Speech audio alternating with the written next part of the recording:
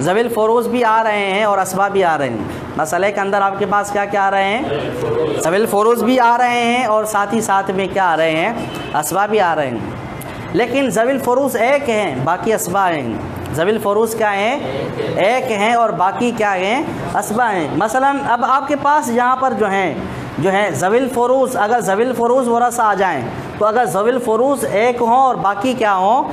असबा हों, तो अब हम क्या करेंगे? असल मसला जो हैं वो ज़विल फ़ुरूज़ के मखरज से निकालेंगे। असल मसला हम किससे निकालेंगे? ज़विल फ़ुरूज़ के हम क्या करेंगे? मखरज से निकालेंगे। अब अगर आपको जो मेरे पिछले दर्स याद हों, अगर आपको मेरे पिछले दर्स याद हों, तो मैंने आपको यहाँ बताया था कि यहाँ हम लिखते हैं 1/4। हम क्या लिख रहे हैं यहाँ पर? 1/4 हम यहाँ जो लिख रहे हैं, ये जो लकीर के नीचे ये जो 4 हैं, इसको उर्दू में मखरज कहते हैं। ऊपर वाले को शुमार कुनिंदा कहते हैं। इसको हम क्या कहते हैं? मखरज कहते हैं। और ऊपर वाले को हम क्या कहते हैं? शुमार कुनिंदा कहते हैं। अब अगर ज़विल फ़ुरूज़ में से एक आए, ज़विल फ़ुरूज़ में से क्या आ जाए? एक आ जाए, बाकी जो है वो असबा हैं, बाकी जो है वो क्या हैं? असबा हैं। तो इस सूरत में हम जो असल मसला है वो क्या करेंगे? ज़विल फ़ुरूज़ के मखरज से निकालेंगे। ये बात से नशीन कर लें कि साहिब सिराजी अलैहि रहमा जिसको मखरज कहते हैं उसी को असल मसला भी कहते हैं। जी, ये बात आपको जो है ज़हन नशीन करनी चाहिए कि साहिब सिराजी अलैहि रहमा असल मसले को मखरज भी कहते हैं। इसी वजह से उन्होंने जो है पूरा बाब बांधा है मखारिजुल फ़ुरूज़, जो अभी यहाँ हम पढ़ रहे हैं। क्या कौन सा बाब बांधा है? मखारिजुल फ़ुरूज़ जो है, तो उससे मुराद जो है ना वो मखरज और असल मसला है। लेकिन जो मखरज में यहाँ पर बोल रहा हूँ, जो मेरी यहाँ पर मुराद है, वो उर्दू वाला मखरज है। जो इस लकीर के नीचे हम जब कसर में कोई आदाद लिखते हैं तो लकीर के नीचे जो अदद आता है, मसलन जैसे यहाँ पर 4 मौजूद है, तो ये 4 जो है ये मखरज है। ये 4 क्या हैं? अब अगर ज़विल फ़ुरूज़ में से एक आ जाए, ज़विल फ़ुरूज़ में से क्या आ जाए? एक आ जाए और बाकी असबा हों, बाकी क्या हों? असबा हों, तो हम असल मसला क्या करेंगे? ज़विल फ़ुरूज़ के मखरज से निकालेंगे। ज़विल फ़ुरूज़ के हम क्या करेंगे? लेकिन साहिब सिराजी अलैहि रहमा ने यहाँ ये अल्फाज इस्तेमाल किए हैं कि अगर ज़विल फ़ुरूज़ में से एक आ जाए तो हम असल मसला जो हैं, मखरज जो हैं, उसके हम नाम से निकालेंगे। हम क्या करेंगे? लेकिन निस्फ़ को उन्होंने क्या किया? निस्फ़ का इस्तिस्ना किया है। निस्फ़ का उन्होंने क्या किया है? लेकिन ये जो कायदा अभी आपके सामने बयान किया जा रहा है, ये कायदा कुल्लिया है। इसमें जो है निस्फ़ की हमें इस्तिस्ना करने की कोई ज़रूरत नहीं है। मौना बात है समझ में आपको?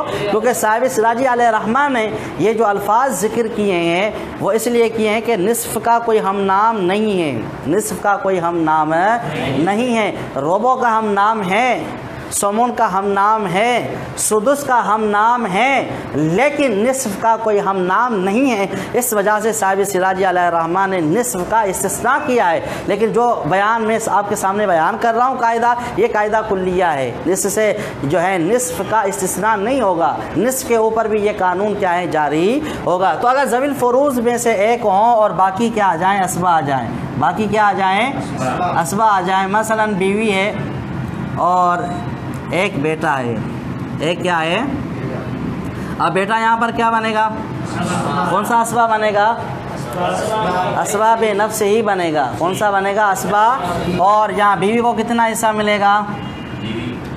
सोमन क्यों मिलेगा? जी, तो चूँकि मैयत की औलाद मौजूद है, मैयत की अगर औलाद मौजूद हो तो मैयत की बीवी को कितना हिस्सा मिलता है?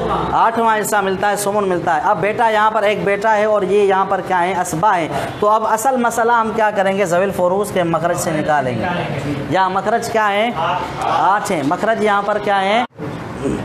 जी, तो यहाँ पर जो असल मसला हमने निकाला वो कितने से निकाला है? 8 से। तो 8 का 8वां हिस्सा कितना होगा? 1 होगा। ये मैं आपके सामने लिख देता हूँ कि इसको मखरज कहते हैं उर्दू में। उर्दू में इसको क्या कहते हैं? मखरज। अच्छा, 7 जो है 8 में से 1 बीवी को दिया, बाकी कितने बच गए? 7। तो ये हम किसको दे देंगे? बेटे को दे देंगे। अब देखो इस मसले में यहाँ पर जो है ज़विल फ़ुरूज़ में से 1 हैं और बाकी जो हैं वो क्या हैं? असबा हैं। तो असल मसला हमने क्या किया है? ज़विल फ़ुरूज़ के मखरज से निकाला है। अभी आपके सामने मैं इसकी दूसरी भी मिसाल जो है वो बयान कर रहा हूँ ताकि आपको ये अच्छी तरीके से ज़हन नशीन हो जाए। दूसरी मिसाल मैं आपके सामने बयान कर रहा हूँ। जी,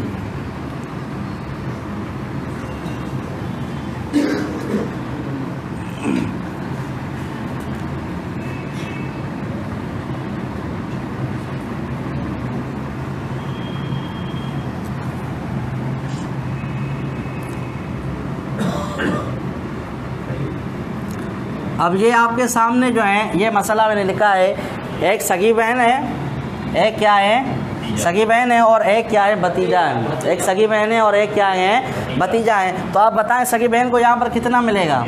निस्फ क्यों मिलेगा जी? अगर सगी बहन एक हो और सगा भाई भी ना हो, मैयत की कोई जो है औलाद भी ना हो, तो फिर उस सूरत में जो है मैयत की सगी बहन को कितना हिस्सा मिलता है? निस्फ मिलता है। और भतीजा यहाँ पर क्या बनेगा?